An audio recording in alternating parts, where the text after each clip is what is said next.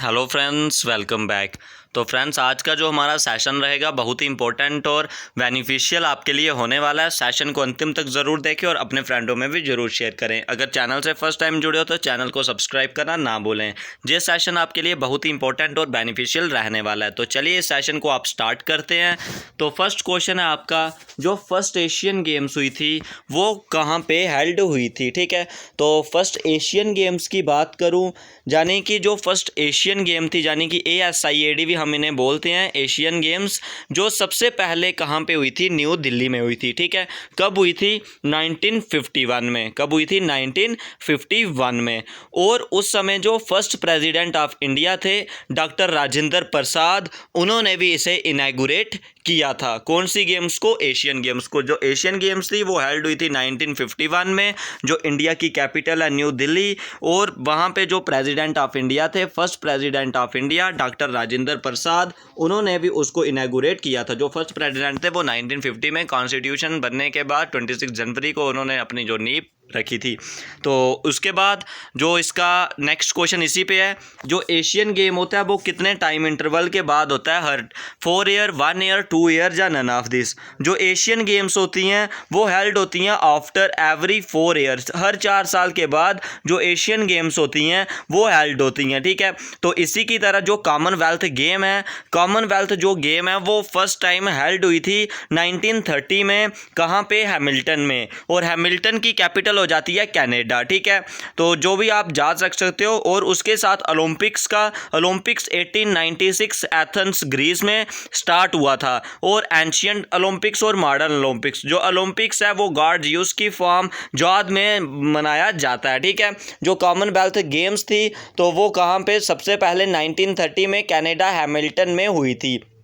और जो Asian games होती हैं सारी कॉमनवेल्थ गेम, वो भी 4 ईयर के बाद होती हैं। उसके बाद जो आपका ओलंपिक्स है वो भी 4 ईयर के बाद आपका किया जाता है। ठीक है, और ओलंपिक्स का जो इंडिया का फर्स्ट प्रेसिडेंट था वो दारोजी टाटा था। और 1927 में इंडियन ओलंपिक एसोसिएशन की फॉर्मेशन हुई थी। इन्हें भी आप याद रख सकते हो। तो नेक्स्ट की बात करें, जो स्पोर्ट कबड्डी है, तो कबड्डी में कितने प्लेयर्स होते हैं? 8, 9, 7 या 10। जो कबड्डी होती है, कबड्डी में क्या रहता है आपका? 2 कोर्ट रहते हैं और उसमें जो हर टीम के पास 12 प्लेयर होते हैं, जिसमें से 7 प्लेइंग होते हैं और क्या होते हैं? 5 बेंच प्लेयर होते हैं। ठीक है, जो 5 सब्स्टिट्यूट हो सकते हैं with in the, her player के साथ टीम उसे सब्स्टिट्यूट कर सकती है। और इसमें रेट जो कैंट होती है उसकी 30 सेकेंड, अब 35 उसका शायद हो गया है लेकिन उसे कंफर्म नहीं है अभी, आप उसे देख सकते हो। 35 सेकेंड का इसका काउंट होता है। और भी इसमें जो बहुत सारे रूल्स रहते हैं, लॉबी वाला रूल रहता है और लाइन बॉक लाइन रहता है, बोनस लाइन रहता है। ठीक है, तो वो चलिए इसका थोड़ा हो जाता है। उसके बाद आ गया जो बेसबॉल होता है। बेसबॉल में जो दोनों अपोजिंग टीम होती हैं उनमें हर एक के पास कितने कितने प्लेयर होते हैं? कौन सी गेम के पास? बेसबॉल। तो बेसबॉल का आपका हो जाता है कौन सा? 9 प्लेयर आपके क्या हो जाते हैं? बेसबॉल में हो जाते हैं। तो इसे भी आप ध्यान से रख सकते हो। बेसबॉल जो आपका था उसमें हर टीम के पास 9 प्लेयर्स हो जाते हैं। उसके बाद नेक्स्ट आ गया आपका जो खो खो है। जो खो खो गेम है उसमें हर साइड में कितने प्लेयर्स होते हैं? 9, 10, 11 या 8, इधर आपने देखना है। तो चलिए नेक्स्ट क्वेश्चन की बात करें। जो खो खो है उसमें कितने प्लेयर रहते हैं आपके हर टीम में? तो 9 प्लेयर। आपका ऑप्शन नंबर ए जो है वो बिल्कुल सही और करेक्ट हो जाएगा।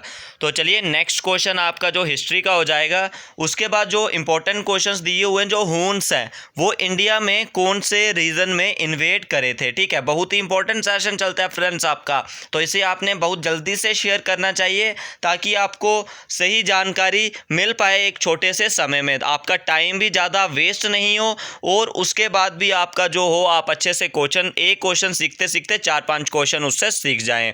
उसके बाद है जो हून्स थे, उन्होंने इंडिया में कब इन्वेड किया था? तो इसे आप याद रख सकते हो। सबसे पहले जो हून्स थे उन्होंने इन्वेड किया था गुप्ता एम्पायर में, ये आपको याद होना चाहिए। और जो गुप्ता एम्पायर था आपका, वो किसने फॉर्म किया था? श्री गुप्ता ने। और जो इसके चंद्रगुप्ता वन थे तो उन्होंने एज्यूम किया था टाइटल महाराजा धीराजा ने, उन्होंने ही एरा को स्टार्ट किया था। उसके बाद जो कौन थे? स्कंद गुप्ता। ठीक है, तो जो स्कंद गुप्ता थे उन्होंने रिपेयर्ड क्या की थी? सुदर्शन लेक की थी। और उसी गुप्ता एम्पायर के पीरियड में जो हुन्स थे उन्होंने अटैक किया था कहाँ पे, गुप्ता एम्पायर पे। तो गुप्ता एम्पायर का उसके बाद जहाँ पे एंड हो गया था, उसके बाद फिर जो न्यू आपकी डायनेस्टी आई थी, पुष्या बुटी डायनेस्टी आई थी, ठीक है, पुष्या बुटी ईश्वर डायनेस्टी आई थी, फिर उसने राज किया था। जो हुन्स थे तो हुन्स ने इन्वेड किया था कहाँ पे, जो क्या था आपका गुप्ता एम्पायर में, कौन से रीजन में उन्होंने इन्वेड किया था, स्कंद गुप्ता के पीरियड में, ठीक है। ऑप्शन नंबर आपका क्या हो जाएगा, बी हो जाएगा। उसके बाद नेक्स्ट आ गया the most ornate temple belonging to the Gupta age. जो गुप्ता एज है तो उसमें जो क्या था, ऑर्नेट टेम्पल था। ऑर्नेट टेम्पल कौन सी गुप्ता एज को बिलोंग करता था, दशवत्रा टेम्पल, सन टेम्पल, तेली का मंदिर या बृहदेश्वरा टेम्पल। तो आपने बताना है जो गुप्ता एम्पायर था वहाँ पे जो कौन सा टेम्पल था, तो वो वहाँ पे क्या रहा था, बिलोंग करता है गुप्ता की एज से। तो आपने इन चार ऑप्शनों में से आपका जो सही ऑप्शन हो जाएगा, तो आपका हो जाएगा ऑप्शन नंबर ए, दशवत्रा टेम्पल इस क्वेश्चन का सही हो जाएगा, ठीक है, जो गुप्ता एज से बिलोंग करता है।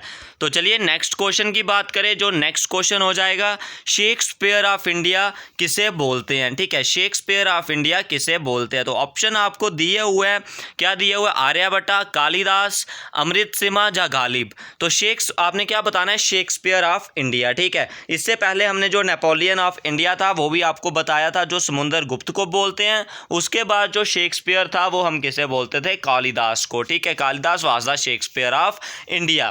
तो चलिए नेक्स्ट क्वेश्चन की तरफ। नेक्स्ट क्वेश्चन आ गया आपका, which allotropy of carbon is in rigid 3D structure. तो 3 डायमेंशनल स्ट्रक्चर आपने बताना है कौन सी एलोट्रॉपी। सबसे पहले बात करें एलोट्रॉपी होता क्या है। एलोट्रॉपी का मतलब होता है फ्रेंड्स, जो डिफरेंट फॉर्म में जो कार्बन एग्जिस्ट करता है, डिफरेंट चेन स्ट्रक्चर में, लेकिन उसका जो फार्मूला रहता है वो सेम ही रहता है। तो आपने बताना है कौन सी एलोट्रॉपी है कार्बन की जिसकी जो 3D स्ट्रक्चर है, यानी कि 3 डायमेंशनल वाला स्ट्रक्चर है। तो इस क्वेश्चन का आप सही आंसर हो जाएगा ऑप्शन नंबर सी, यानी कि जो डायमंड है, डायमंड आपका क्या हो जाता है, 3D फॉर्म है एलोट्रॉपी की, ठीक है। एलोट्रॉपी सबसे पहले बात करें कार्बन का एटॉमिक नंबर 6 हो जाता है और मास 12 हो जाता है। इसके बड़े सारे आइसोटोप्स हैं, कार्बन 6 C6 12 हो जाएगा, ठीक है, 13 हो जाता है और 14 हो जाता है। तो आइसोटोप्स क्या होता है, जहां पे एटॉमिक नंबर सेम होता है और मास नंबर डिफरेंट होता है। उसके बाद नेक्स्ट क्वेश्चन आ गया, highest volume of gas in lower atmosphere. जो लोअर एटमॉस्फेयर है आपका अर्थ का, जो अर्थ हो गया, अर्थ का जो लोअर एटमॉस्फेयर हो जाएगा, तो वो कौन से वॉल्यूम सबसे ज़्यादा, हाइड्रोजन, ऑक्सीजन, CO2 या नाइट्रोजन। तो इस क्वेश्चन का सही आंसर हो जाएगा ऑप्शन नंबर डी, जो नाइट्रोजन है वो लोअर एटमॉस्फेयर में सबसे ज़्यादा लाई करती है, ठीक है, लोअर एटमॉस्फेयर में। तो इसका जो वेट होता है वो ज़्यादा होता है और सबसे ज़्यादा जो एग्जिस्ट करती है 78%, जिसकी वजह से इसका प्रेशर होने की वजह से और ज़्यादा क्वांटिटी होने की वजह से जो लाइट नहीं होती है, हैवियर होती है, जिसकी वजह से जो सरफेस ऑफ जो अर्थ रहता है वही के पे रहती है। तो नेक्स्ट क्वेश्चन आ गया, which one of the following is used as the anaesthetic. Anaesthetic के लिए कौन सा इनमें से जो कंपाउंड है वो यूज़ किया जाता है, NH3, NO, उसके बाद NO2 या N2O। इस क्वेश्चन में फर्स्ट दिया हुआ ammonia, nitrous oxide, nitric oxide या नाइट्रस ऑक्साइड। तो ऑप्शन नंबर आपका जो क्या हो जाएगा, डी हो जाएगा, वो सही ऑप्शन हो जाएगा। नेक्स्ट क्वेश्चन आपका आ गया, इन डीप सी डाइविंग जो डाइवर यूज़ करते हैं mixture of gases consisting of oxygen and, जो भी सी डाइवर्स होते हैं तो वो कौन सी मिक्सचर ऑफ गैसेस को यूज़ करते हैं, ऑक्सीजन तो करते ही करते हैं, उसके साथ जो ऑप्शन नंबर डी हो जाएगा, यानी कि हीलियम है, जो हीलियम गैस को भी वो यूज़ करते हैं ऑक्सीजन के साथ साथ। नेक्स्ट क्वेश्चन आ गया, जो सल्फर डाइऑक्साइड है, जो सल्फर डाइऑक्साइड है वो ब्लीच करती है कलरिंग मैटर, किसकी वजह से, डिकम्पोजिशन, रिडक्शन, ऑक्सीडेशन या डिहाइड्रेशन। इस क्वेश्चन का आपका सही हो जाएगा ऑप्शन नंबर डी, यानी कि डिहाइड्रेशन की वजह से सल्फर डाइऑक्साइड जो कलरिंग मैटर होती है उसे डिहाइड्रेशन कर देता है। तो इस सेशन में फ्रेंड्स बस इतना ही। अगर इसके रिगार्डिंग कोई डाउट, कोई सुजेशन होगा कमेंट बॉक्स में जरूर पूछिए। इस वीडियो में बस इतना ही।